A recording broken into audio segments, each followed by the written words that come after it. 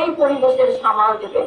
আমরা দেখেছি আফ্রিকার কিছু কিছু দেশে পুরো গ্রাম, পুরো থানা, পুরো জেলা উজাড় হয়ে গেছে, একজন রোগীও বেঁচে নাই।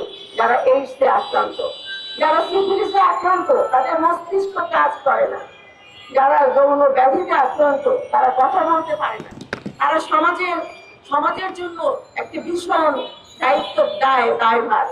আমরা কি সেই জিনিসকে ডেকে আনতে চাচ্ছি? আমাদের কি বিবেক কাজ করছে না?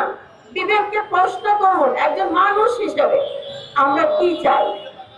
আল্লাহ রাব্বুল আলামিন আমাদেরকে এই পৃথিবীতে পাঠিয়েছেন, খালি হাতে পাঠাননি। আমি আবার বলছি, আল্লাহ রাব্বুল আলামিন আমাদেরকে এই পৃথিবীতে পাঠিয়েছেন, খালি হাতে পাঠাননি।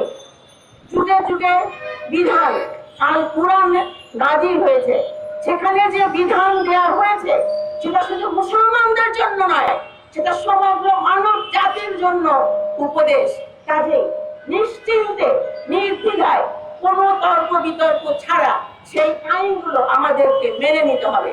আর আমরা যারা মুসলমান আছি, অন্তত যারা নিজেদেরকে মুসলমান বলে পরিচিত দেই, তাদের জানতেই হবে কোরআনে আল্লাহ পদে পদে বলেছেন সামিনা সামিনা ওয়াতাআনা, অর্থাৎ আমরা কোরআনের আদেশ শুনলাম এবং মেনে নিলাম। আবার বলছি, আমরা শুনলাম এবং মেনে নিলাম। কাজেই প্রিয় ভাই বোনেরা আমার, আজকে স্বাস্থ্য বলেন, আজকে সমাজ বলেন, পরিবার বলেন, ব্যক্তি জীবন বলেন, সেটার জন্য যেই নীতি ধ্বংস ডেকে আনে, একটি সুস্থ বিবেকে আমরা কি সেই নীতিকে গ্রহণ করতে পারি? আপনার বিবেক কি বলে? বিবেকের কাছে প্রশ্ন রেখে গেলাম আমি। একজন চিকিৎসক হিসেবে, একজন মুসলিম নারী হিসেবে আমি বলবো, দয়া করে আপনারা সবাই আল কোরআন পড়ুন। আপনারা জানেন না আল কোরআনের ভিতরে নারীদের জন্য কি সুসম্পদ, কি রত্ন লেখা আছে, যেটা কোনো ধর্ম, কোনো অন্য কোনো দিক নির্দেশনা, যারা কোনো দার্শনিক, কোনো জাতি, কোনো সভ্যতা ইসলাম ছাড়া কেউ দিতে পারেনি। ইসলাম সমতা রক্ষা করে নারীকে সর্বোচ্চ আসনে বসিয়েছেন। আর জান্নাতু আদামুল উম্মাহাতা, অর্থাৎ মায়ের পায়ের নিচে সন্তানের বেহেশত। আমি আপনাদেরকে চ্যালেঞ্জ দিয়ে বলছি, আপনি অন্য কোনো একটি ধর্মে দেখান যেখানে নারীকে বলা হয়েছে নারীকে মানুষ, সোল, আর নারীদের কোনো আত্মা নাই। আর সেখানে আমাদের নবী সাল্লাল্লাহু আলাইহি ওয়াসাল্লাম বলে গেছেন মায়ের পায়ের নিচে সন্তানের বেহেশত। সুবহানাল্লাহ, সুবহানাল্লাহ। কাজে প্রিয় ভাই বোনেরা আমার, আপনারা যে যেখান থেকে আছেন, যে যে পয়েন্টে আছেন, সেই গ্রাম থেকে তেতুলিয়া সবাই আওয়াজ করুন, আমরা এই সংস্কার মানি না, আমরা এই সংস্কার চাই না। যে সংস্কার আমাদের পরিবারকে ধ্বংস করে দেবে, আমাকে ধ্বংস করে দেবে, আমার দেশকে ধ্বংস করবে, আমরা মানি না, মানি না, মানি না। ধন্যবাদ আপনাকে। সুতরাং এই ষড়যন্ত্র আমাদের রুখতে হবে এবং এই ষড়যন্ত্র রুখার সময় এখনই। সম্মিলিত নারী প্রয়াসের সেক্রেটারি ডক্টর ফেরদৌস আরা খানম এ পর্যায়ে বক্তব্য রাখবে। আমি আপনাকে বিনীত অনুরোধ জানাচ্ছি। সম্মানিত সাংবাদিক ভাই ও বোনেরা, আপনারা অনেকক্ষণ কষ্ট করে এই রৌদ্র খরার মধ্যে দাঁড়িয়ে আমাদের এই অনুষ্ঠানকে ধারণ করছেন। অন্তরের অন্তঃস্থল থেকে আপনাদের সকলের প্রতি কৃতজ্ঞতা জানাই। আজকে অত্যন্ত ভারাক্রান্ত হৃদয়ে আমরা সম্মিলিত নারী প্রয়াসের পক্ষ থেকে প্রেস ক্লাবের সামনে এই মানববন্ধনে একত্রিত হয়েছে। সম্মানিত সাংবাদিক ভাই ও বোনেরা, উপস্থিত বোনেরা, আমরা জানি জুলাই অভ্যুত্থানের এক রক্তক্ষয়ী সংগ্রামের মধ্যে দিয়ে এই অন্তর্বর্তীকালীন সরকার গঠিত হয়েছিল। যে আন্দোলনের রক্তস্নাত পথ বেয়ে এই সরকার গঠিত হয়েছে, যাদের সিদ্ধান্তের কারণেই সরকারের পক্ষ থেকে একাধিক সংস্কার কমিশন গঠিত হয়েছে, তারই একটি সংস্কার কমিশন হচ্ছে এই নারী বিষয়ক সংস্কার কমিশন। কিন্তু আমরা অত্যন্ত দুঃখের সাথে লক্ষ্য করেছি এই কমিশনের প্রধান শিরিন পারভিন হক টিভি টক শোতে উল্লেখ করে বলেছিলেন যে কোনো ইসলামিক স্কলারকে এই কমিশনের অন্তর্ভুক্ত করার কোনো প্রয়োজন তারা মনে করেনি। সাংবাদিক ভাইয়েরা ও বোনেরা, আমি প্রশ্ন চাই, আপনারা কি লক্ষ্য করেননি জুলাই অভ্যুত্থানের সময় অসংখ্য হেজাবধারী, নেকাবধারী, পর্দাধারী নারী ছাত্রী যারা এই আন্দোলনের সম্মুখভাগে রেখে এই আন্দোলনের নেতৃত্ব দিয়েছিল? তাহলে কি আপনি বলতে চান যারা এই আন্দোলনে হিজাবধারী মুসলিম মহিলারা, নারীরা, ছাত্রীরা অংশগ্রহণ করেছিল তাদের সেই অংশীজনকেও আপনি অস্বীকার করতে চান? অথচ তাদেরই রক্তের উপর দাঁড়িয়ে আপনি আজকে এই সংস্কার কমিশনের প্রধান হয়েছেন। সুতরাং এই সংস্কার কমিশনের ভিতরে যে কমিটি গঠিত হয়েছে 10 জনের মধ্যে একজনও ইসলামী স্কলারকে অন্তর্ভুক্ত করা হয়নি। তাই প্রথম যে দাবিটি করতে চাই, একটি অন্তর্ভুক্তিমূলক একটি নতুন সংস্কার কমিশন গঠন করা হোক, যেখানে সংখ্যাগরিষ্ঠ মুসলিম নারী এবং পুরুষের প্রতিনিধিত্ব করবে। সম্মানিত সাংবাদিক ভাইরা, তারা এই 312 পৃষ্ঠার কমিশনের সুপারিশের প্রত্যেক পাতায় পাতায় সমতা চেয়েছে। প্রত্যেক জায়গায় তাদের একটি স্লোগানের মুখ্য বিষয় ছিল নারী পুরুষের সমতা চাই। কিন্তু সব জায়গায় কি সমতা সম্ভব? আল্লাহ তো নারীদেরকে মাতৃত্বের অধিকার দিয়েছেন। আপনি পুরুষরা যারা আছে তাদেরকে তো এই সুযোগ আল্লাহ দেননি। আপনি কি করে সেখানে সমান সুযোগ চাইতে পারেন? পারেন না তো। আল্লাহর দেওয়া সেই অধিকারের কাছে তো আমাদেরকে মাথা নত করতেই হবে।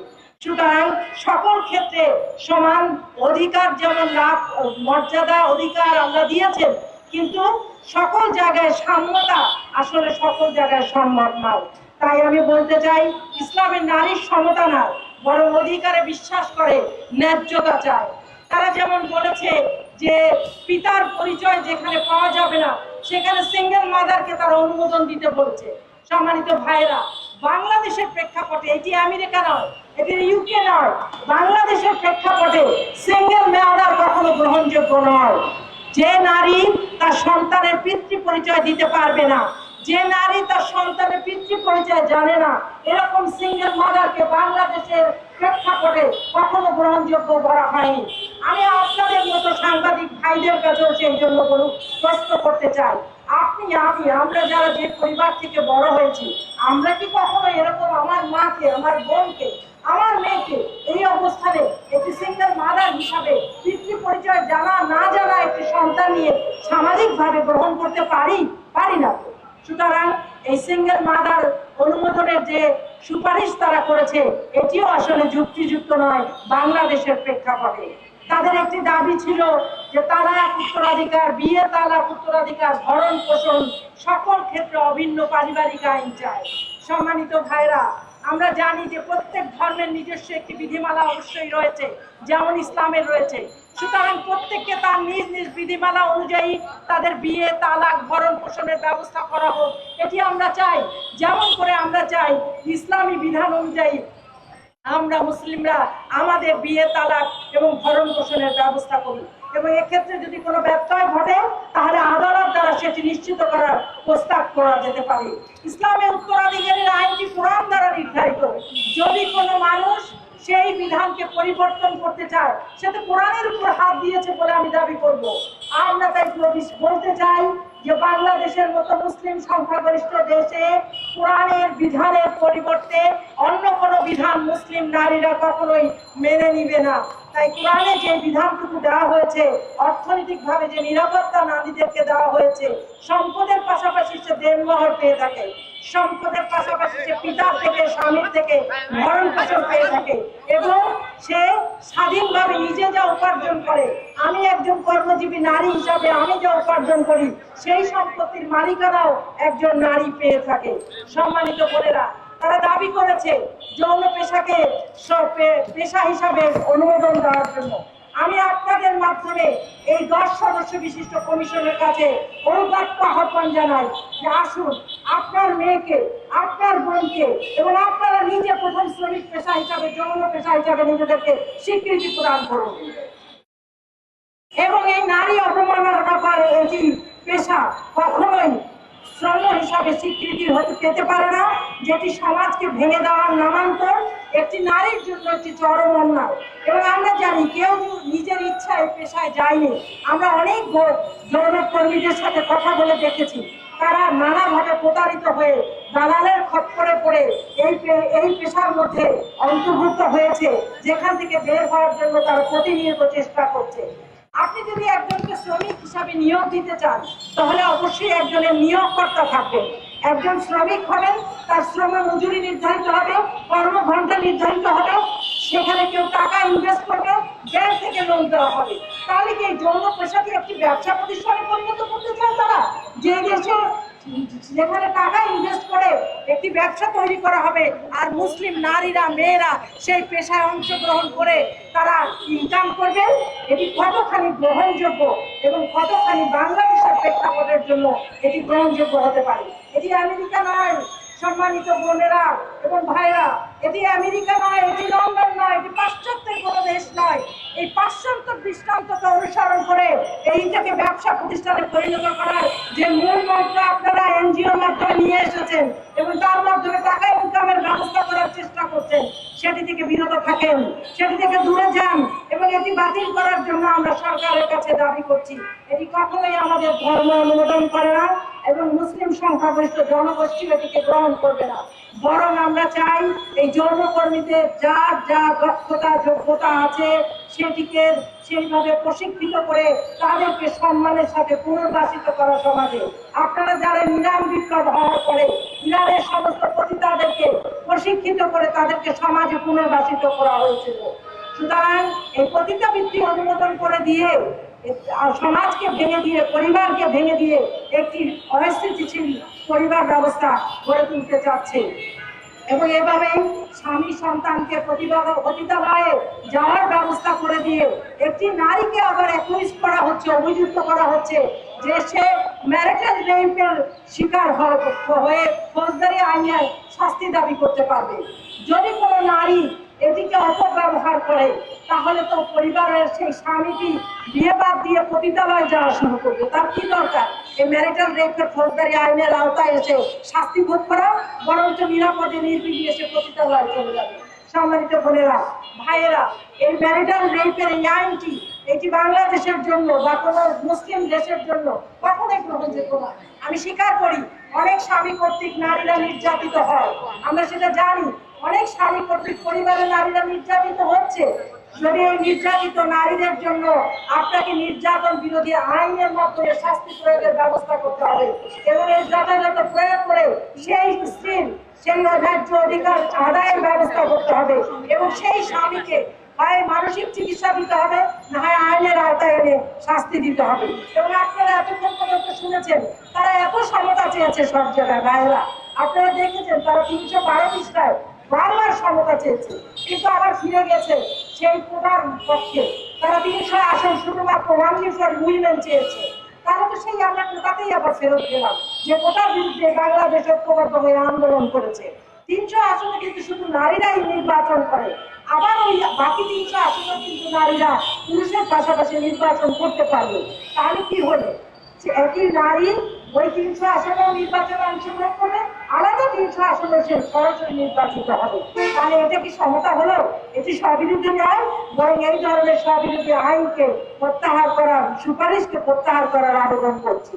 তারা একটি দাবি করেছে পার্বত্য চট্টগ্রাম সম্পর্কে, যে পার্বত্য চট্টগ্রামের নাম পরিবর্তন করতে হবে, পার্বত্য চট্টগ্রামের কর্মপরিধি পরিবর্তন করে নির্ধারণ করতে হবে। আমি আশ্চর্য হয়ে যাই, নারী বিষয়ক সংস্কার কমিশন কি করে একটি দেশের নাম পরিবর্তনের ব্যাপারে সুপারিশ করতে পারে? এটি কি তাদের আওতার মধ্যে পড়ে? কখনোই পড়ে না, এটি তাদের আওতার অন্তর্ভুক্ত নয়। সুতরাং এখানে তারা যে দাবিটি করেছে এটি আমি মনে করবো একটি সীমা লঙ্ঘনমূলক দাবি, এটি একটি ষড়যন্ত্র একটি দেশের বিরুদ্ধে। সুতরাং এই দাবিকে ব্যাখ্যা দিতে হবে তাদের, কেন তারা এটা বলেছে, এবং এই ব্যাখ্যা দিয়ে তাদেরকে এগুলি প্রত্যাহার করতে হবে। সম্মানিত সাংবাদিক ভাইরা, তারা প্রত্যাহার চেয়েছে সিলোর সংরক্ষিত ধারাগুলি।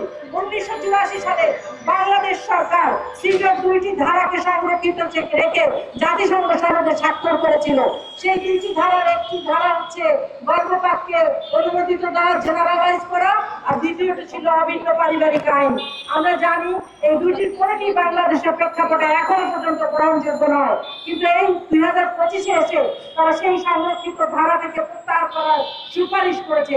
আমরা এটির প্রতিবাদ করছি যে এই দুইটি ধারা ইসলামের বিধান অনুযায়ী বাংলাদেশের জনগোষ্ঠীর আকাঙ্ক্ষা অনুযায়ী এটি গ্রহণযোগ্য নয়। সুতরাং সবশেষে বলতে চাই, জুলাইয়ের অভ্যুত্থানের এই রক্তক্ষয়ী আন্দোলনের পরে যে অন্তর্বর্তীকালীন সরকার গঠিত হয়েছিল, সেই নারীদেরকে এই 312 পৃষ্ঠার কোথাও তারা উল্লেখ করেনি, সেই শহীদদের প্রতি শ্রদ্ধা জ্ঞাপন করেনি, সেই আহত বোনদের ভাইদের প্রতি কৃতজ্ঞতা স্বীকার করেনি। এটি একটি, আমরা মনে করি, একটি উদ্ধত্তপূর্ণ আচরণ। এটি কখনোই গ্রহণযোগ্য নয়। যে আন্দোলনের রক্তের উপর দাঁড়িয়ে এই কমিশন গঠিত হয়েছে, সেই আন্দোলনের শহীদদের আহতদের তারা স্মরণ করেনি, কৃতজ্ঞতা প্রকাশ করেনি, পাঠ্যপুস্তকে তাদেরকে অন্তর্ভুক্তির আবেদন করেনি। সুতরাং এই ধরনের অত্যন্তমূলক আচরণ অগ্রহণযোগ্য। তাই আমরা সবশেষে বলতে চাই, সাংবাদিক ভাই ও বোনেরা, এই বিতর্কিত নারী কমিশনকে বাতিল করা হোক। অন্তর্ভুক্তিমূলক একটি নারী কমিশন গঠন করা হোক এবং বাংলাদেশের জনমানবের আকাঙ্ক্ষা অনুযায়ী যে বিধানগুলি বিতর্কিত রয়েছে সেগুলিকে বাতিল করে ইসলাম এবং জনমানবের আকাঙ্ক্ষা অনুযায়ী একটি সুপারিশমালা তৈরি করা হোক এবং তারই ভিত্তিতে একটি সংশোধনের ব্যবস্থা নেওয়া হোক। আপনাদের সকলকে অনেক অনেক কৃতজ্ঞতা এবং ধন্যবাদ। আসসালামু আলাইকুম। আমরা শান্তিপূর্ণ মানুষ, কিন্তু ধর্ম পরিবার ধ্বংসের ষড়যন্ত্রের বিরুদ্ধে আমরা আগুন হয়ে দাঁড়াবো। আমরা ধর্ম মানি, সমাজ গড়ি, নৈরাজ্য নয়, ন্যায়ের সংস্কার চাই। সংস্কারের নামে সমাজ ধ্বংস চাই না। এই মুহূর্তে আমাদের সামনে উপস্থিত হয়েছেন সম্মিলিত নারী প্রয়াসের সভানেত্রী, আহ্বায়ক doctor professor Shamima Tasnim. Doctor professor Shamima Tasnim আপনার উদ্দেশ্যে এখন বক্তব্য রাখবে।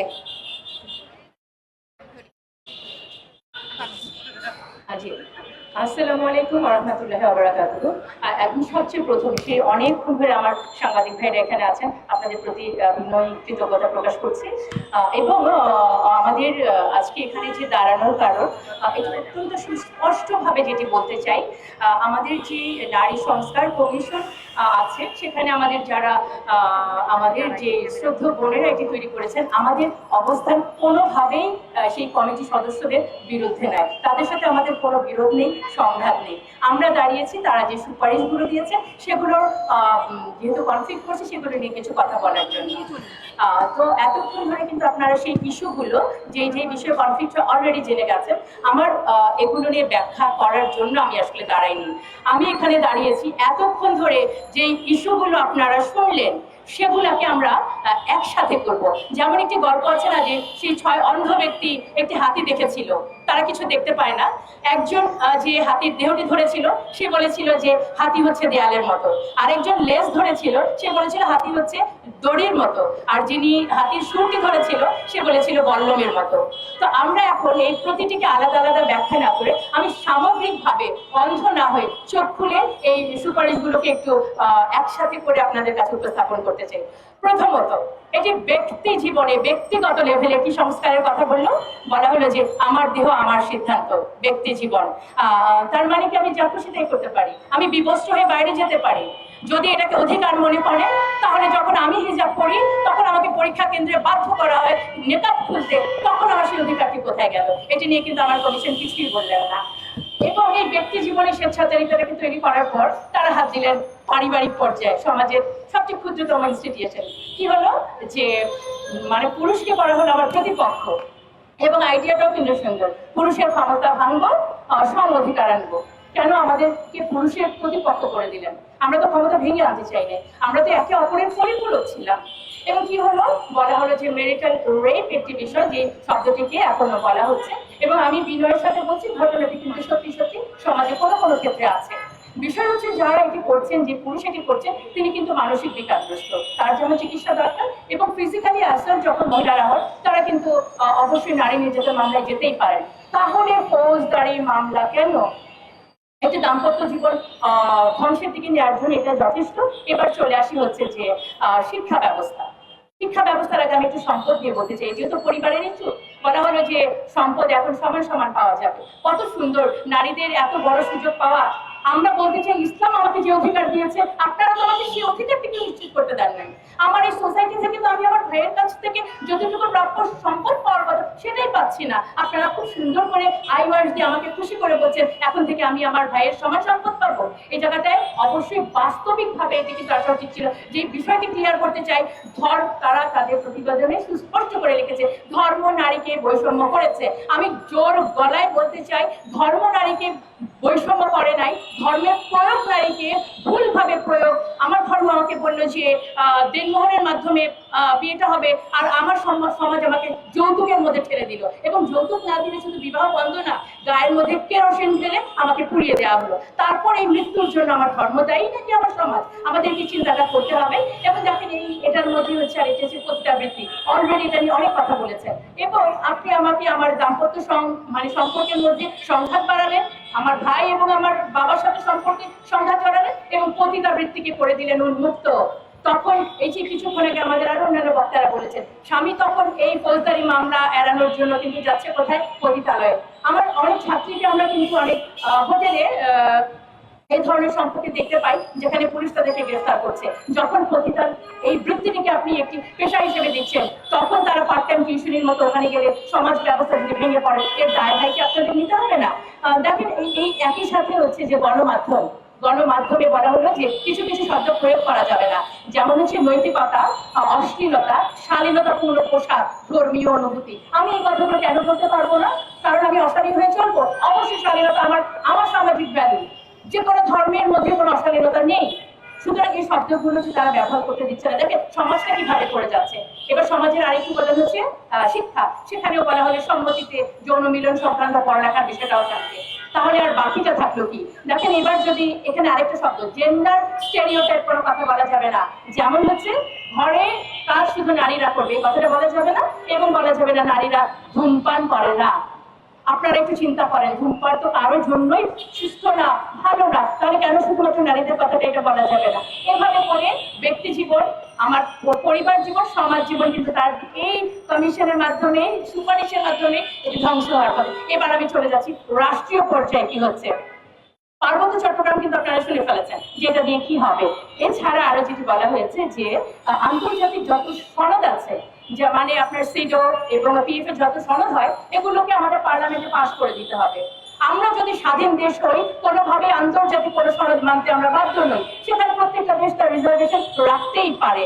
সেই আন্তর্জাতিক সংস্থার সনদ আমরা এভাবে করে মেনে নিব যারা মানবাধিকারের নামে অমুসলিমদের সমর্থন করে এবং ফিলিস্তিনের মতো জায়গায় যখন এভাবে মৃত্যু হচ্ছে, যে সংস্থা চুপ করে থাকে, আপনারা তাদের প্রেসক্রিপশন যদি বাস্তবায়ন করতে বলেন, অবশ্যই আমাদের অবস্থান এটার বিপক্ষে। আমাদেরকে আমি পুরো বিষয়টাকে হাতি দেখার মতো, একসাথে দেখার মতো কেন বললাম? কারণ হচ্ছে এটি একটি পাশ্চাত্য প্রেসক্রিপশন মানে ইমপ্লিমেন্টেশনের একটি ছাপ। সেটি কিভাবে? দাতা সংস্থা, আমরা জানি যে নিউ ওয়ার্ল্ড অর্ডার নামে একটি সিচুয়েশন সামনে আসবে, যেখানে মূল বিষয় থাকবে দেয়ার ইজ নো রিলিজিয়ন, ধর্ম বলতে কোনো কিছু থাকবে না। আমাদের শিক্ষা ব্যবস্থায় কিছুদিন আগে ট্রান্সজেন্ডার ঢোকানো হলো, এখন ধীরে ধীরে আমাদের নারীদেরকে পতিতালয় থেকে পুনর্বাসন না করে এটাকে উন্মুক্ত করে দেওয়া হলো। মানে সমাজ ভাঙা, রাষ্ট্র এবং পরিবার ভাঙা মিলে কি হলো? একেবারে রাষ্ট্রটাই একেবারে ধ্বংসের দিকে চলে গেল। এবং জুলাই আন্দোলনের যে ফল পাওয়ার জন্য আমরা এখানে আরো একবার দাঁড়িয়েছি, বারবার দাঁড়িয়েছি। আজকে আমরা বলতে চাই যে জুলাই আন্দোলন নারীদেরকে যে আপনারা উপেক্ষা করলেন, আমরা যে বৈষম্যটাকে অর্জন করার জন্য এতগুলো প্রাণ গেল, আপনারা সেটা মূল্যায়ন করলেন না। এই কমিশনের যতগুলো সুপারিশ আমাদের সামাজিক মূল্যবোধ, আমাদের ধর্মীয় মূল্যবোধ, আমাদের একটি সুস্থ সুন্দর জীবনযাপনের জন্য, নারীকে ক্ষমতায়নের নামে শুধু আপনারা প্রদর্শনীর জন্য বলেই দিয়েছেন। বিনোদনে একেবারে 50-50% তাদের প্রদর্শনী থাকতে হবে। আমরা 300 আসনকে 600 আসন করে কি লাভটা হলো? আমরা মমতাজ এবং শ্রমিক আইসারদের মতো আরো কিছু সংখ্যক আমরা নেত্রী পাবো। মানে এটা কি আসলে নারীর পলিটিক্যাল এম্পাওয়ারমেন্ট? আমাদের নারীদেরকে গুণগতভাবে, শিক্ষাগতভাবে, প্রযুক্তিগতভাবে উন্নয়নের দিকে নিয়ে যেতে হবে। এবং এই যে আন্তর্জাতিক যে পায়তারা, যে একটি দেশকে ধর্ম একটি ইস্যু ধরে এবং ধর্মীয় মূল্যবোধকে শেষ করে নারী পুরুষকে প্রতিপক্ষ বানিয়ে, পরিবারগুলো ভেঙে, সমাজ ভেঙে একটি রাষ্ট্রকে একেবারেই মুসলিম রাষ্ট্রগুলোকে যেভাবে করে শেষ করা হয়। আমি যে আমাদের যে বর্তমানে ডক্টর ইউনূস আমাদের অত্যন্ত শ্রদ্ধেয়, তিনি যেভাবে দেশের শান্তি করেছেন, আমি এই মুহূর্তে মনে পড়লো যে নারীদেরকে আমরা ক্ষমতায়ন করতে চাই। গত পার্লামেন্টে আমরা কি দেখলাম? আমরা দেখলাম আমাদের প্রধানমন্ত্রী, স্পিকার সবাই নারী, কিন্তু ওনার মতো ফ্যাসিস্ট নারী নেতৃত্ব তো অনেক পুরুষের মধ্যেও নাই। তার মানে কি আপনারা বলবেন যে শুধুমাত্র নেতৃত্বে ক্ষমতার সংখ্যা বাড়িয়ে দিলেই নারী ক্ষমতায়ন সম্ভব? সুতরাং আমরা আমাদের উপদেষ্টা এবং এই বর্তমান প্রশাসনের কাছে বিনীতভাবে অনুরোধ করব, কমিশনের রিপোর্টগুলো সমালোচিত হয়েছে যে কারণ এটি একটি ইনক্লুসিভ কমিটি হয় না। 90% মুসলিমের দেশে, এখানে অবশ্যই ইসলাম সম্পর্কে বিশেষজ্ঞ তারা থাকা উচিত ছিল, এবং তারা বলেছেন এই রিপোর্টটি একটি কিছু সংখ্যক মানুষের জন্য। সুতরাং আমরা আজকে দাঁড়িয়েছি, কোনো কমিশনের রিপোর্ট শুধুমাত্র কিছু সংখ্যক মানুষের জন্য হতে পারে না, নারীর জন্য রিপোর্ট সেটি হবে যেটি সার্বজনীন। এবং আমি আমাদের আবার এই প্রশাসনকে বিনীতভাবে অনুরোধ করতে চাই, একটি সর্বজন গৃহীত কমিশনের মাধ্যমে এবং কোনো ধরনের বৈষম্য তৈরি না করে, সমাজকে অস্থিতিশীল না করে, আমার রাষ্ট্রকে যদি এগিয়ে নিয়ে যেতে চান, নারীর পার্টিসিপেশনকে যদি সত্যি আপনারা মূল্যায়ন করতে চান, তাহলে আরেকটি কমিশন করে এবং সত্যি সত্যি আমাদের সুন্দর কিছু গুণগত মান উন্নয়নের জন্য সুপারিশ করবেন। ধন্যবাদ সবাইকে। আমি ডক্টর শামীমা তাসনিম, আমি অধ্যাপক, লোক প্রশাসন বিভাগ, শাহজালাল বিজ্ঞান ও প্রযুক্তি বিশ্ববিদ্যালয়। আর আপনারা যারা এসেছিলেন সবাইকে অনেক ধন্যবাদ। গরমের মধ্যে আপনারা সবাই আমাদের সাথে সহযোগিতা করেছেন, আমাদের বিনীত কৃতজ্ঞতা আপনাদের সবার প্রতি।